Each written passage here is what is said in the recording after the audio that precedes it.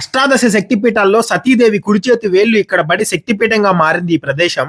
మన ప్రయాగ్రాజ్ సిరీస్ లో భాగంగా ఇప్పుడైతే ప్రాచీనమైన నాగవాసుకి టెంపుల్ కి అయితే వచ్చాము. నాగవాసుకి అంటే సర్పము. ఈ పెయిన్ఫుల్ స్టోరీ వినండి. ఒకప్పుడు దేవతలు రాక్షసులు అమృతం కోసం పాల సముద్రాన్ని చిలకడానికి నిర్ణయించుకున్నారు.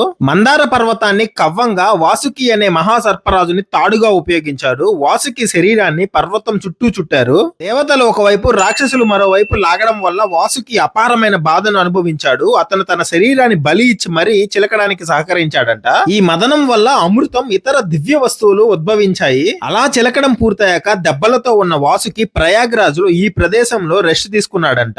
ఈ ప్లేస్ అయితే త్రివేణి సంగమం ఒడ్డున మహా అద్భుతంగా ఉంటుంది. అక్కడి నుంచి అయితే అష్టాదశ శక్తిపీఠాల్లో ఒక్కటైన మధేశ్వరి టెంపుల్ కి అయితే వచ్చాము. ఇప్పుడు ఇక్కడ ఈ ఉయ్యాల్లాగుంది కదా, దీన్నే పూజిస్తున్నారు. మహావిష్ణువు తన సుదర్శన చక్రంతో చనిపోయిన సతీదేవిని 51 ముక్కలుగా చేస్తాడు. అవే మనకు 51 శక్తిపీఠాలుగా ఆవిర్భవించాయి. దాంట్లో 18 మాత్రం మహాశక్తి పీఠాలు. మీరైతే ప్రయాగ్రాజ్ వచ్చినప్పుడు దీన్ని మాత్రం అస్సలు మిస్ చేసుకోకండి. వీటితో పాటు నేనైతే లాస్ట్ వీడియోలో కూడా ప్రయాగ్రాజ్ వస్తే తప్పకుండా చూడాల్సిన 2 ప్లేసులు అయితే పెట్టాను. ఆ వీడియో అయితే ఈ వీడియో కింద ట్యాగ్ చేస్తాను. ఎవరన్నా చూడని వాళ్ళు ఉంటే చూసేయండి. నెక్స్ట్ ఇక్కడ నుంచి డైరెక్ట్ గా వారణాసికి వెళ్తున్నాము. మన ఛానల్లో అయితే వరుసగా కాశీ వీడియోస్ వచ్చేస్తాయి. మీరైతే ఎవరైనా సబ్స్క్రైబ్ చేసుకోని వాళ్ళు ఉంటే మన ఛానల్ సబ్స్క్రైబ్ చేసి పెట్టేసుకోండి.